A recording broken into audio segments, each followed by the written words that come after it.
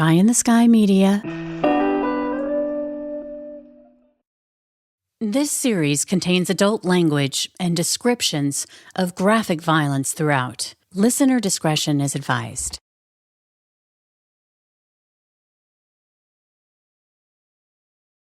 Welcome back to Criminal Mischief with Carolyn and Branden. You're listening to episode 125. And for this week, we're diving into the Criminal Mischief Vault to revisit the Amanda Knox case. And just so you know, episodes of the show, including bonus content, are also now available on our YouTube channel. So check us out.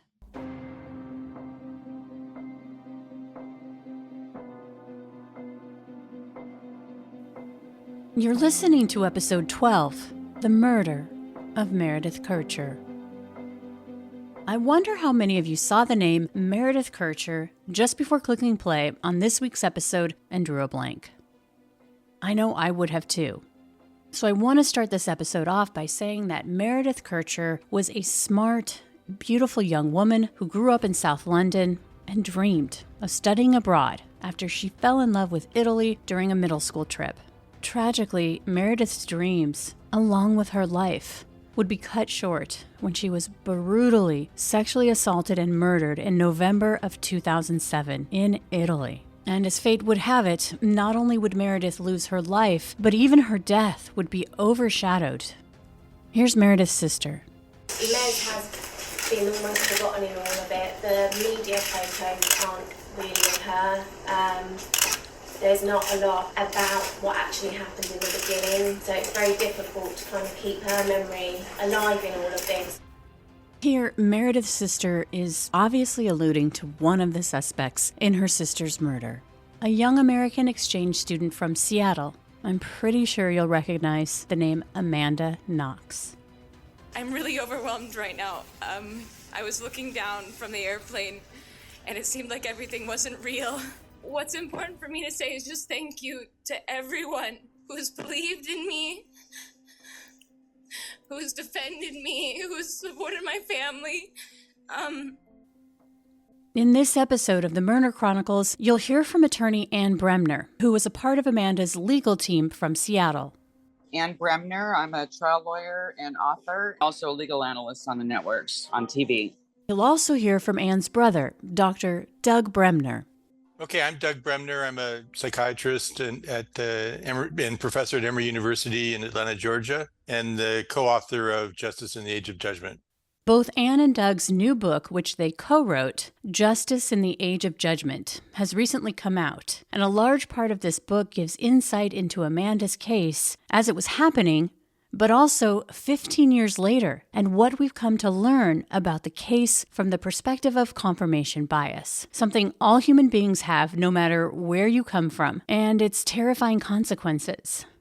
The confirmation bias, that's sort of more a psychological thing that is common. You see it in all countries. And it's the fact that people make up their mind right away, and it's very difficult to change their mind. And if you look at some of these high-profile criminal cases, when you see someone get convicted and then they're later exonerated by the DNA, the family almost never changes their mind about who the guilty person is. They stick with that initial idea because it's very difficult to change. And one of the things we talked about in the book is the fact that there's this experiment that was done at Stanford where they had people grade these suicide notes about whether they were real or fake, and then they artificially told them that they were doing better or worse than they actually were doing. And even after they told them that they had been lying to them, basically, people continued to have this belief that I'm good at this or I'm bad at that. And even when you told them that the actual purpose was to try and prove that people can't change their minds, outside observers watching this still continued to think that the so-called good performer was better than the bad performer. And the relevance of that to the legal cases is, number one, the opening statement is the most important. 80% of people make up their mind, even though the judge tells them they have to wait to hear all the facts. And number two, when people read about something in the media, their tendency to make an instant decision about guilt or innocence is even more profound. And people in our own family were saying, well, Amanda Knox just looks guilty, even though Ann was defending her. And, you could look at that as sort of, frightening, I guess, but, we try to take an honest look at that.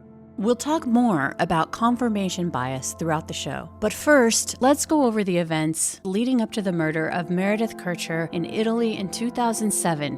And a huge part of that story begins with Amanda Knox. Amanda grew up in West Seattle. Her parents got a divorce when she was just a year old. In fact, her mom was still pregnant with her little sister. Their split wasn't exactly acrimonious. Let's just say they got really good at avoiding being in the same room together as they raised their daughters. Despite getting divorced, they were able to create a loving and supportive childhood for their kids. In fact, instead of moving away from each other and having to deal with all the problems and stress that comes with kids shuttling back and forth between two households, Amanda's parents bought 2 homes within a couple of blocks from each other in West Seattle. And life, as it does, moved on. Amanda's dad would remarry and have 2 more daughters, and Amanda's mom, who was born in Germany and moved to Seattle as a young child, would remarry too. Amanda and her sister lived with their mom and stepdad full-time, and they would stay with their dad and stepmom on the weekends. It sounds like Amanda had a very average, middle-class, supportive childhood. She was a cheerful kid, sort of an odd duck, but she loved playing soccer. In fact, Amanda was so skilled on the soccer field that by 3rd grade, she became known by her nickname Foxy Noxy, a nod to her agile and cunning on the field. Like Meredith Kercher, Amanda in middle school also went abroad with her family, and she too fell in love with Italy. In high school, Amanda earned a scholarship to attend Seattle Prep, which is an expensive Jesuit private school, where she was an honor student. According to Amanda's memoir, Waiting to be Heard, she describes herself as immature in high school. Quote, I was the quirky kid who hung out with the sulky manga readers, the ostracized gay kids, and theater geeks. I took Japanese and sang loudly in the halls while walking from one class to another. Since I didn't really fit in, I acted like myself, which pretty much made sure I never did, end quote.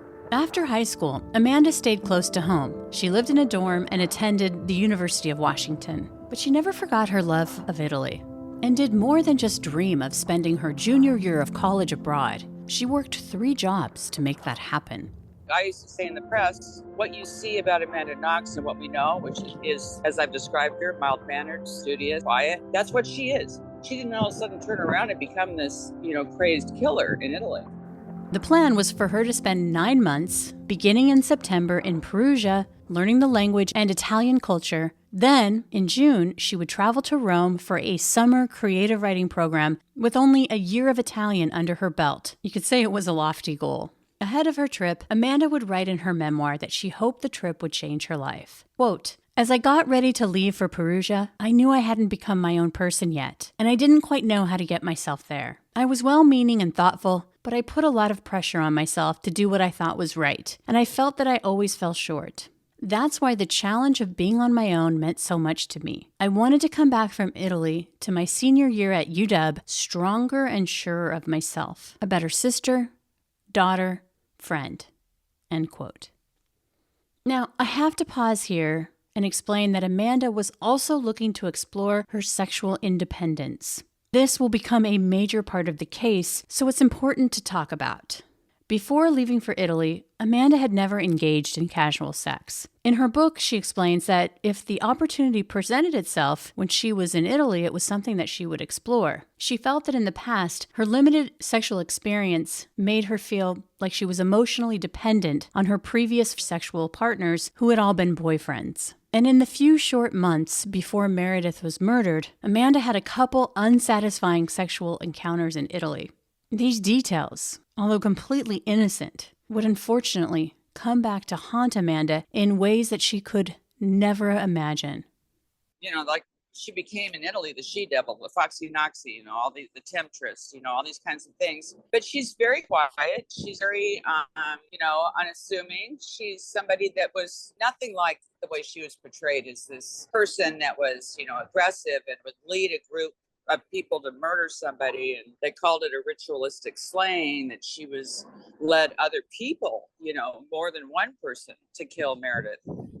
That's not who she is, obviously. And Amanda arrives in Perugia, a hilltop city roughly 100 miles from Rome, at the end of the summer in 2007. The city attracts a lot of students to the University of Perugia and the University for Foreigners. Both of these universities catered to students from around the world who flocked there to learn Italian and the culture. Now, Meredith was enrolled for fall classes at the University of Perugia, and Amanda was taking classes at the University for Foreigners. In fact, it's at the university where both Meredith and Amanda would randomly and separately come across a for-rent flyer to live at Via della Pergola 7, a villa or house in the center of town. Now, Laura and Philomena were the ones that had put up the flyers. Essentially, they were two best friends in their late 20s who were attorney trainees. Together, they had rented the house and were looking to sublet 2 additional rooms in the upstairs portion of the home. So when Amanda first came to Perugia at the end of the summer, she hadn't secured housing. And when she arrived a few weeks ahead of school, she saw Laura putting up a flyer and was like, "Hey, are you renting a room?" And Laura says, "Yes." She explained that they had already rented the basement to 4 male students who were Italian. I mean, the home was a perfect location, close to the university. It was a no-brainer. When Amanda signed the lease, she didn't move in right away because she was going to visit relatives in Germany before the fall quarter started. But by the time she came back to Perugia, the other upstairs bedroom had been rented to Meredith Kercher. Here's an interview with Meredith's sister from the BBC. She was very excited about coming to Italy, looking forward to learning more about Italian culture, seeing the city of Perugia and making new friends. And she really fought to come here. She really wanted to be here. We were just talking on the sofa and having a little cuddle goodbye. And then I just remember her suddenly crying and saying that she was going to be sad to go, but she was excited to come. And I remember being quite taken aback. So I thought, don't make me sad. I'll miss you, but you'll go and have fun. Meredith was majoring in European politics and Italian. She was shy and more reserved than Amanda. But in the few weeks she'd been in Perugia, before Amanda moved in, she'd wasted no time getting close with some other British foreign exchange students. When Amanda arrived, Meredith would introduce her to these new friends. Meredith was 21 and Amanda was 20. September to November was a whirlwind for both Meredith and Amanda. They hung out quite a bit. I mean, they just met each other, so they weren't best friends. But they had a lot in common. They were the only native English speakers in the house.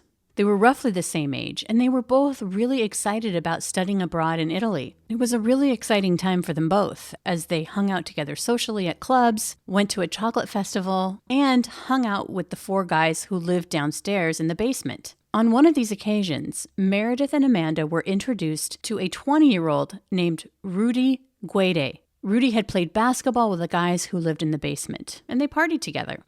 A few weeks later, Meredith shyly told Amanda that she was dating one of their roommates downstairs. On October 25th, Meredith and Amanda attend a classical concert together. Meredith had to leave the concert early, and Amanda stayed behind. At some point, a fellow concert goer who had exchanged a smile with Amanda earlier asked if he could take Meredith's seat. Amanda obliged. He introduced himself as Raffaele Solicito. Raffaele was a 23-year-old student majoring in computer science who sort of looked like an adult Harry Potter. Amanda was a huge fan of the series. Raphael seemed sensitive and sweet. After the concert, Amanda invited Raphael to come have a drink at the bar Les Chic. Amanda sometimes worked there, and it was run by a man named Patrick Lumumba. Raphael did show up at Les Chic after the concert. Thus began the start of a budding romance between Raphael and Amanda. In the following week, other than going to classes, they spent every moment together, mostly at Raphael's one-room apartment that was near Amanda's place. She would go back and forth from her house to Raphael's to shower and change clothes, but they would also hang out at the villa too. 6 days after the concert, it was Halloween night. Now, in Italy, Halloween isn't celebrated with kids going around trick-or-treating. But like most college towns, Halloween is a great opportunity for adults to dress up and party. In Italy, November 1st and 2nd are really important holidays. November 1st is a day to celebrate All Saints' Day. The next day, November 2nd, is celebrated as All Souls' Day, or the Day of the Dead, to commemorate loved ones who have died.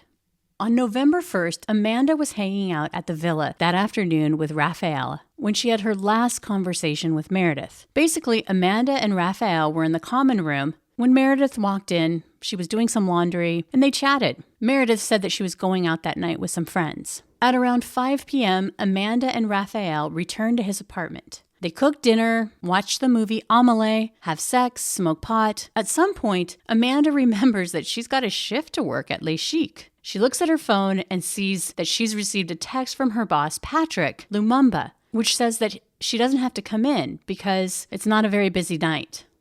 So she was at Raffaele Sollecito's house. They were, watching a movie. Then Patrick had texted Amanda and said he didn't need to work that night. And so she said, okay, ci vediamo, which means in Italian, it means I'll see you later. And in English, that's slang for goodbye. But in Italian, that literally means I will see you later. This is a really important detail. Remember, Amanda was just learning Italian. She wasn't fluent. In fact, Raphael's English was better than her Italian, so they mostly spoke in English together. The text she sent back to Patrick would become a huge deal in Meredith's murder investigation. We'll be back after a quick break.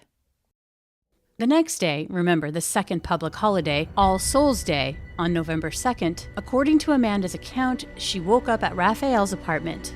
He was still sleeping, and she walked to her villa to take a shower and pick up clothes, as she and Raphael had plans to take a romantic day trip into a neighboring town. When Amanda got to her house, she saw that the door was wide open. As she was trying to make sense of it, she sort of pushed it out of her mind because their door was temperamental, or at least the latch was, and it didn't always work right without a key. So maybe the wind blew it open? It was a chilly November day. Amanda walks into the villa calling out, "Hello?" But nobody responded. It appeared that nobody was even home, which was also odd. In a house with so many people, usually someone was always home. The bedrooms belonging to her roommates, Laura, Philomena, and Meredith, were all closed. Amanda goes into the bathroom to take a shower. She notices 2 little bits of blood in the bathroom sink. This is the bathroom that Amanda and Meredith both share. Maybe Meredith had cut her legs shaving.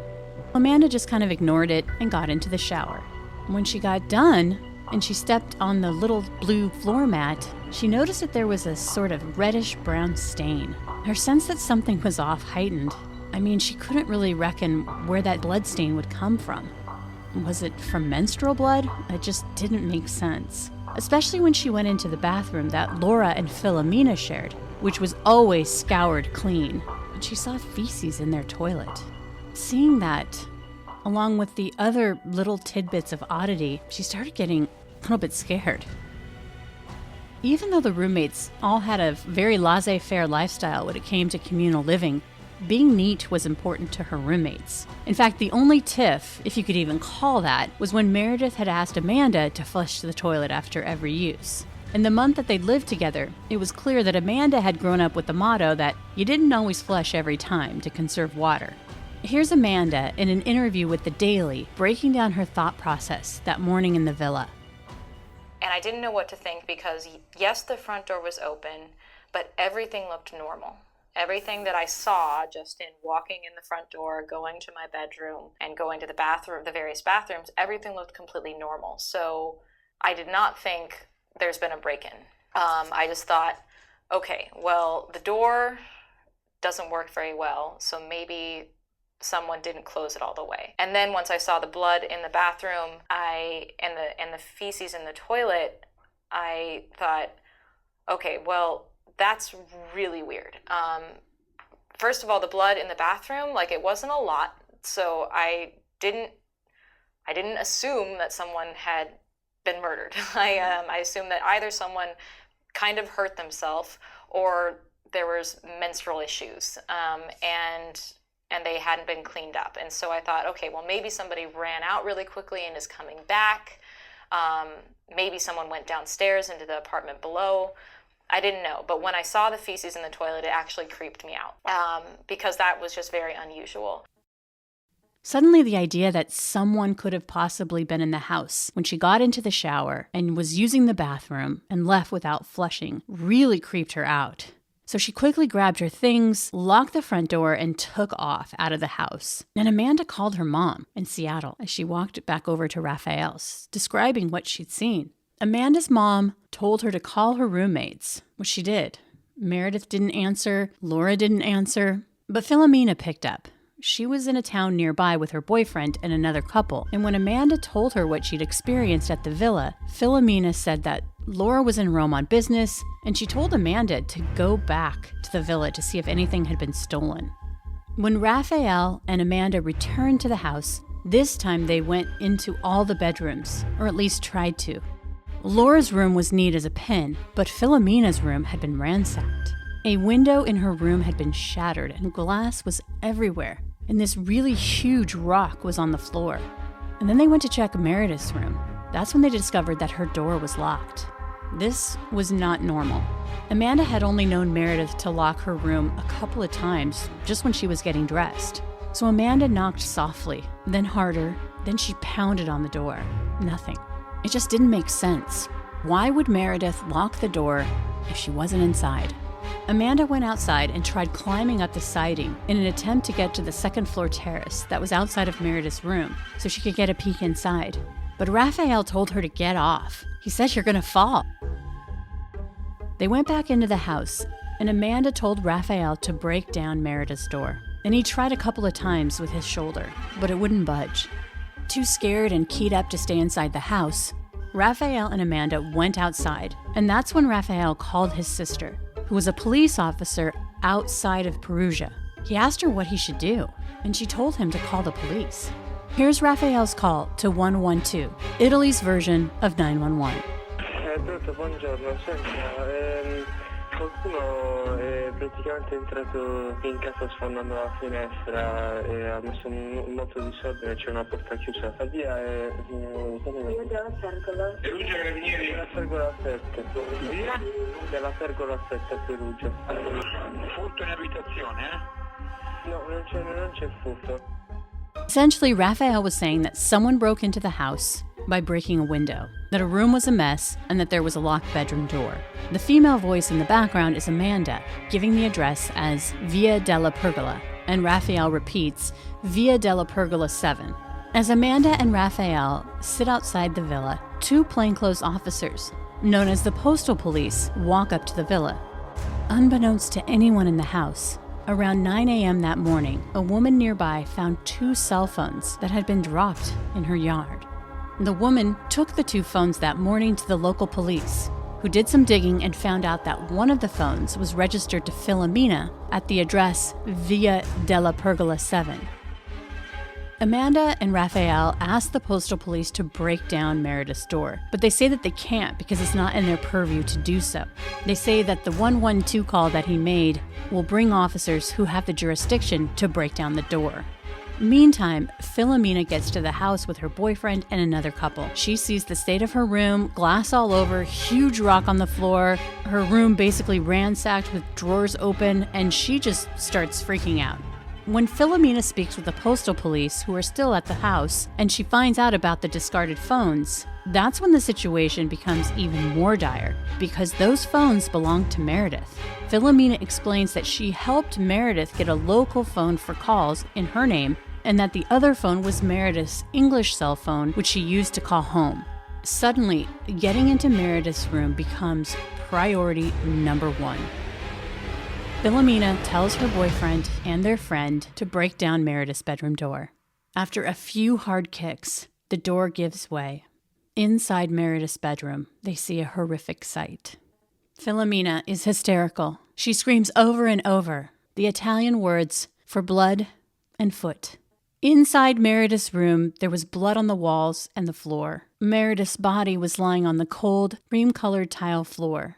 A tan-colored comforter had been thrown over Meredith's body. One of Meredith's feet was sticking out from the blanket, and when they lift it, they see that Meredith's body, naked from the waist down, her bra has been cut and is strewn over by the door. Her blood-soaked t-shirt has been lifted up above her breasts. There are visible bruises on her arms and neck, a vicious assault. Her bloody bra had been sliced off. This is an important detail, which we'll get to in a bit, because a piece of Meredith's bra would remain at the crime scene for over a month and would play a controversial role in the investigation. Meredith's autopsy would reveal evidence of a sexual assault, strangulation, and that she'd been stabbed in the neck. The second stab wound was fatal, severing her thyroid artery. Meredith had 40 stab wounds on her body.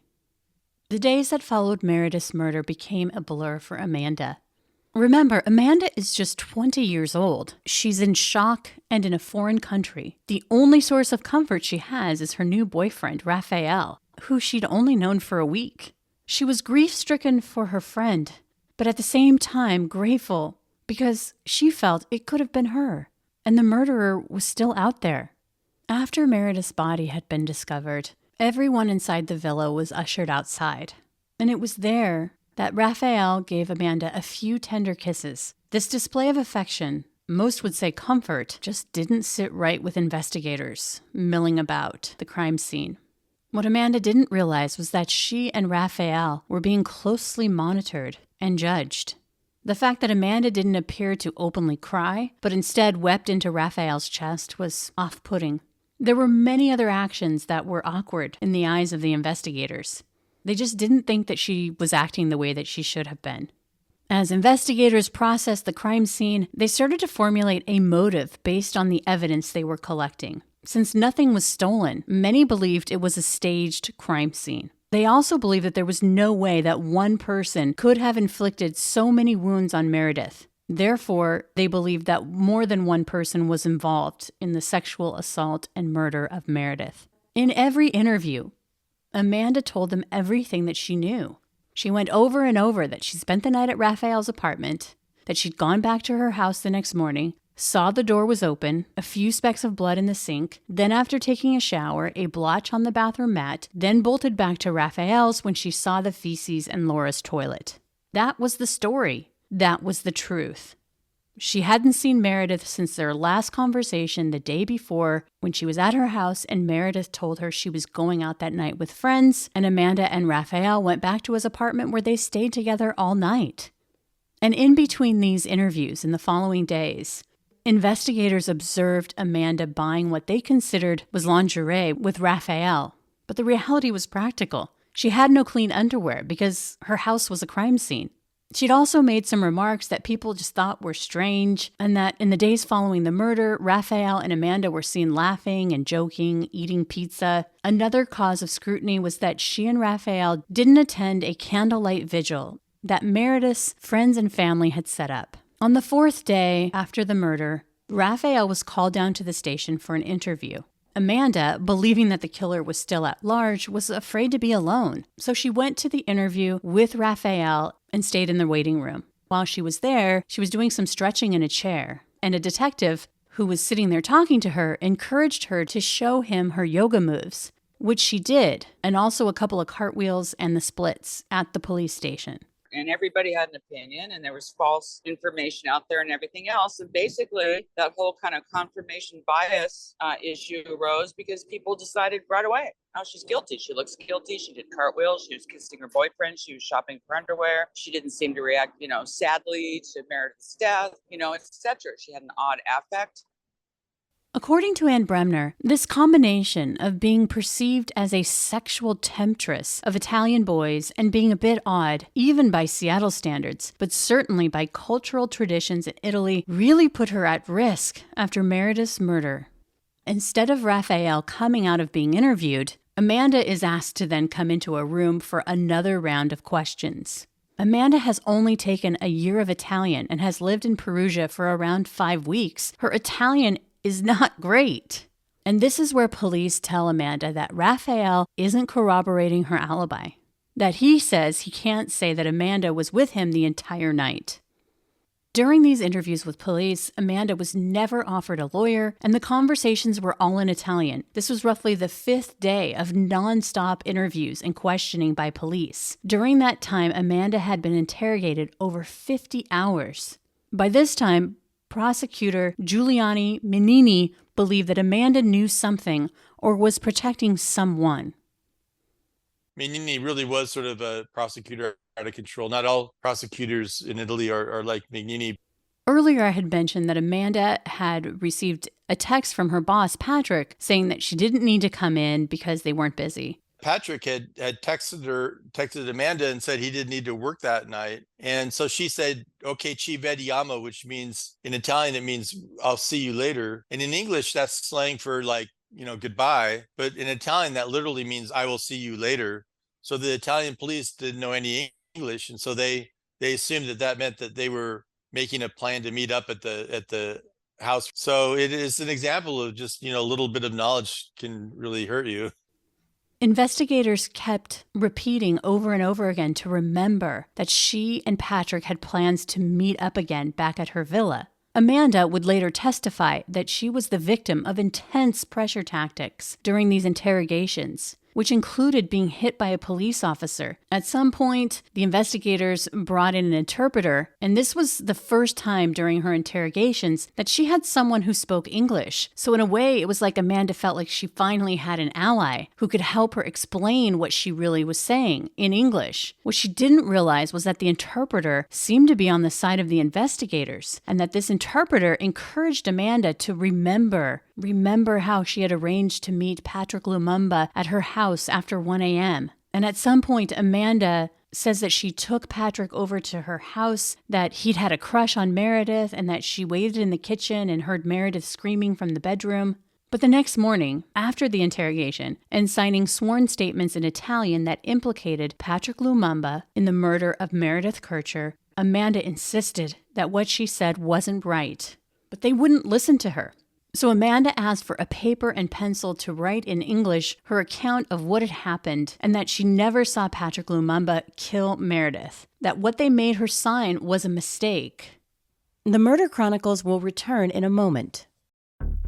What they did with Amanda, they basically interrogated her for 12 hours, hit her on the head and yelled at her, and were talking to her in a language that, she understood poorly. She had a translator, but the translator was basically working for the police, saying, just go ahead and admit it, you'll feel better or something. And then they said, well, imagine if you were in the murder room with Patrick Lumumba. It was just all based on, they found a single black, what they call woolly fiber, like a hair. That, could have been the hair of the actual killer. So they said, imagine that you're in the room, what you would have heard. And she said, well, I think I would have heard a scream, or I think I would have heard this or that. And so then they recorded that as a confession. And then immediately after, the next day, she said, that was all BS. Whatever I said is, that's just insanity.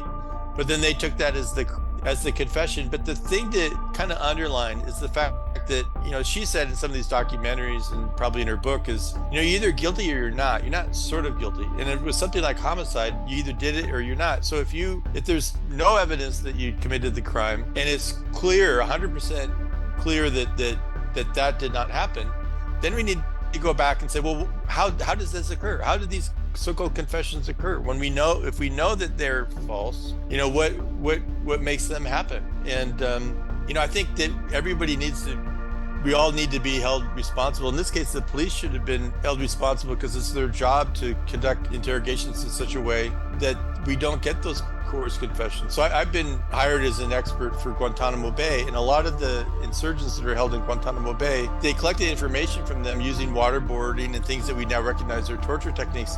And that information that they collected was useless. A lot of times they were pointing the finger at people that were innocent just to get them to stop torturing them, or because they were tired, or they wanted to sit down, or they wanted to get something to drink. And so it just creates a lot of misinformation and is a real disservice to the judicial process. Part of that statement that she wrote said, quote, I want to make clear that I'm doubtful of the veracity of my statements because they were made under the pressure of stress, shock, and extreme exhaustion. Not only was I told I would be arrested and put in jail for 30 years, but I was also hit in the head when I didn't remember a fact correctly. I understand that the police are under a lot of stress, so I understand the treatment I received. However, it was under this pressure and after many hours of confusion that my mind came up with these answers, end quote. Here is an audio recording released from the BBC of Amanda being interrogated in December of 2007, trying to explain why she had accused Patrick Lumumba of the crime. I was stressed, I was scared, it was after long hours, it was in the middle of the night, I was innocent, and they were telling me that I was guilty. Che cosa le diceva la polizia? What did police tell you? The police were telling me that we know you're at our house, we know that you left the house, and was the moment before I said Patrick's name, someone was showing me the message that I was sent on the phone. Che cosa c'è di più normale che insistere? La polizia fa la sua parte. I couldn't understand why they were telling me that I was lying. Non capiva perché. Ma perché poi prima ci ha detto potrebbe essere vero. It means that in that moment that I had said Patrick's name, I thought it could have been true. And later, at her trial, Amanda would testify in court about the experience. They told me that I was trying to protect someone. Mi è stato detto che stavo cercando di proteggere qualcuno. But I wasn't trying to protect anyone. Ma non stavo proteggendo nessuno. And they continued to put so much emphasis E continuavano a mettere così tanta enfasi on this message that I had received from sul Patrick. messaggio che avevo ricevuto da Patrick. And so E quindi I almost was io convinced quasi that I had ero met him. convinta che l'avevo incontrato. Even though Amanda retracted her accusations against Patrick Lumumba, police still raid his home on November 6th and arrest him in connection with Meredith's murder. Meantime, Amanda Knox and Rafael Solicito are arrested and charged with murder on November 6th as well. Patrick would spend 2 weeks in jail, despite Amanda immediately retracting her accusation against him, and despite having any physical evidence that connected him to the crime. When Amanda was in jail, her journal was leaked. In it, she had listed her sexual partners, and authorities had told her she had tested positive for HIV, which was a lie. Another twist in this case is that in Britain, if a suspect is charged with a crime, the law there forbids journalists from giving their opinions about whether or not the suspect is guilty or innocent. Since this crime happened in Italy against a British subject, that rule didn't apply. The tabloids and international press are going crazy over this story.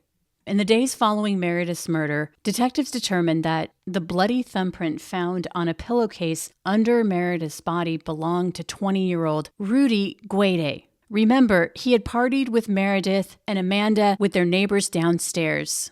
Kercher was the murder victim. She was actually at a party where Rudy Guede was there, and they knew each other kind of casually because he used to play basketball with her boyfriend. And then she went and had dinner with some of her friends from England, and then she went home. Rudy Guede was born on the Ivory Coast, and he had moved to Perugia at the age of 5. Police go to his apartment, and he isn't home, but they test his toothbrush for DNA, and it matches traces of DNA found inside Meredith's body, on her bra strap, and on her sweatshirt. Guede left for Germany in the days after Meredith's murder, and he was eventually apprehended on November 19, 2007 on a train. Guede was arrested and extradited back to Italy. After 2 weeks in jail, Patrick Lumumba was cleared of any involvement, but the negative publicity ruined his reputation and livelihood. Even with the release of Patrick Lumumba and the arrest of Rudy Guede, the murder charge against Amanda Knox and Rafael Solicito still stood. And it wasn't long after that Anne Bremner was on the case. But I was basically asked by a couple of people, one was a judge, one was a screenwriter, but both of them were fathers of daughters who went to school with Amanda. And they wanted to help her, and they felt like she was being railroaded and that the media had turned on her. Well, the media was against her from the beginning and hadn't turned. But they needed somebody, in Seattle, and Amanda's from Seattle, of course, to get out on the airwaves and put out the true facts. I mean, what was the true evidence in the case? What were the true facts? So in the beginning, I, like a lot of people, thought she was guilty, but then I changed, and after I heard the real evidence, and that's how I got involved. Anne says she joined the team because once she actually reviewed the evidence and the video of the crime scene and forensic collection of evidence that was so sloppy, she knew that there was no way that Amanda had murdered anyone. So her job back in Seattle was to mitigate the tabloid damage that was running unchecked and rampant. And if you think back to when Meredith was murdered in November of 2007, part of the reason her tragic murder morphed into a tabloid nightmare across the world in a way that had never happened before was because the world and how people received their news and related to one another was changing in a very historic way. How people were consuming information was basically turned upside down with the advent of social media. In 2022, it seems strange to think of a world without social media. But remember, Facebook started in 2004, Twitter in 2006, YouTube in 2005. So social media was really in its infancy. And the investigation became less about Meredith and finding her killer, and more about Amanda's behavior and sex life, something Anne and I discussed. And you said when women veer outside the normal bounds of behavior, even when they've been driven to extremes, they are not only punished, they are crushed. In this book, I talked a lot about my own cases and cases I've covered because I've done, true crime for about 20 years on a lot of the networks. And I've always said that, men can be demonized, women can get diagnosed, but really they also get crushed. I mean, when you look at the cases in the book, you look at Betty Broderick, I represented her for a while. She was in the Netflix series Dirty John. I don't know if you know that story, but she was a mom. She put her husband through medical school, law school. She had all the kids, and he just took everything from her, money, custody, put her in jail, humiliated her, everything else. And she snapped. And, she ended up being the most popular interviewee on Oprah twice because people looked at her and said, that could have been me, Amanda Knox is another one. Raffaele was like an afterthought in that prosecution. He was a co-defendant, but yet it was all about Amanda. And actually, she was called the she-devil in closing argument by the prosecutor. That would never happen here in the U.S. On top of that, you have a prosecutor, Menini, who believed that Amanda was some kind of satanic temptress, and that given the day that Meredith was murdered, the Day of the Dead, it was something that fueled speculation and gossip that somehow Amanda was involved. The mysticism and some of the, long-standing kind of beliefs that would kind of form a basis in this case to say she is somebody, that is trying to take away our young Raffaele. She's trying to lead him astray. That she's somebody that it's like the Madonna horse, kind of syndrome. It really fed into a lot of that kind of thought in history. We used to say, the prosecutor's name is Menini. We used to say every day is Halloween to Menini. He believes that, satanic cults were everywhere, literally. He said there's some kind of a, satanic cult. I don't know where that came from except for via history. Italian prosecutors said Meredith had been killed because she refused to be a part of a drug-fueled sex scheme that went wrong, that Amanda was getting back at Meredith, who she felt was judgmental about her sex life, and that Amanda was the dominatrix and ringleader of Rafael Solicito and Rudy Guede. Half of people in Italy believe in satanic cults, and they think that the Masons are part of it, just the same way that half of people in America believe in UFOs. So every country has its own weird conspiracy theory. So the thing with the Masons and satanic cults was not something that was new. So just like we may have a documentary about UFOs in this country that people will watch with interest and sort of half believe, they'll have documentaries about satanic cults in Italy. And then Menini was also part of this sort of extreme Catholic fringe group, that had these extreme ideas about religion and morality, etc. But the part about confirmation bias, that's universal. The prosecutors were absolutely biased against Amanda, portraying her as a heartless killer, a witch, she-devil who was fueled by sex, drugs, and alcohol. In prison, she was nicknamed Bambi, and the Italian press called her Angel Face, with blue eyes of ice. The actual physical evidence against Amanda and Raphael was highly suspect. Amanda's DNA was found mixed with Meredith's in 5 bloodstains at the villa inside the bathroom that Amanda and Meredith both shared. That doesn't mean that she murdered Meredith. At the crime scene, investigators sprayed the floor with luminol, and footprints began to glow. The prosecution's forensic experts would say that these were bloody footprints, which matched the size and shape of Amanda's and Raphael's. That the pair had cleaned up after murdering Meredith and staging the home to look like a burglary. But when luminol is sprayed, it can generate a false positive if it's reacting to something else, like a cleaning agent, not blood. And a kitchen knife found in Raphael's apartment matched the size and shape of what they believed was the murder weapon, which had Amanda's DNA on the handle and a trace amount of Meredith's DNA on the blade. The trace amount was so low, the defense would say it should have never been introduced as evidence. So remember that bra strap I was talking about earlier? 46 days after Meredith's murder, a forensic team goes back to the villa looking for more evidence to prove Amanda and Raphael's guilt. And so a piece of the bra strap had been cut off in the back, so basically where the hooks are, and they found that piece of Meredith's bra under a floor rug. Remember, they had already taken the actual bra into evidence. And police say that Raphael's DNA was found on one of the hooks on Meredith's bra clasp. It is the only DNA they have connecting Raphael to Meredith's bedroom where the murder and sexual assault took place. And there is no DNA that puts Amanda in Meredith's room. In September 2008, Amanda Knox, Raphael Solicito, and Rudy Guede appear before an Italian judge. Now, Rudy Guede at that point chose a speedy trial, and he wanted it separate from Amanda and Raphael. Rudy Guede said that Meredith had invited him over to the villa that night. When he got there, Meredith was upset because she believed that Amanda had stolen money from her. Rudy Guede claims that he comforted Meredith, and in doing so, they began kissing. He says they didn't have sex, and at some point, he went to use the bathroom, and from there, he heard Amanda's voice inside the home. But at some point, he heard screaming and left the bathroom. And when he came out, he saw a man who lunged at him with a knife and cut his finger. The man then ran away. Rudy says he went to check on Meredith in her room, and that's where he found her bleeding. He attempted to staunch her stab wounds with the towel, and that's how his bloody thumbprint was found under her body on a pillowcase, and he fled the scene because he was scared. Rudy Guede was found guilty of rape and conspiracy to commit murder. The judge said that, despite his DNA and fingerprints at the crime scene, he didn't commit the murder alone.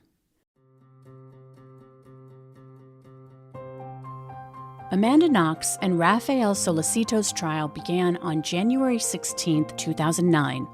After 323 days, on December 4, 2009, Amanda Knox and Raphael Solicito are both convicted of murdering Meredith Kercher. Raphael receives 25 years and Amanda 26. She gets an extra year for slandering Patrick Lumumba.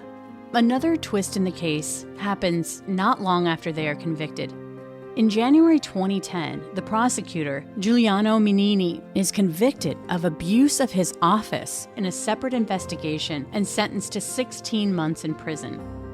Minini's conviction helps bring about a shift in public opinion against Amanda. It takes a year to get to the appeal, but on November 24, 2010, Amanda and Raphael have been in prison for 3 years.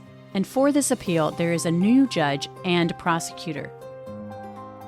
On October 3, 2011, Amanda Knox and Raphael Solicito are both acquitted of the murder of Meredith Kercher. But this isn't over.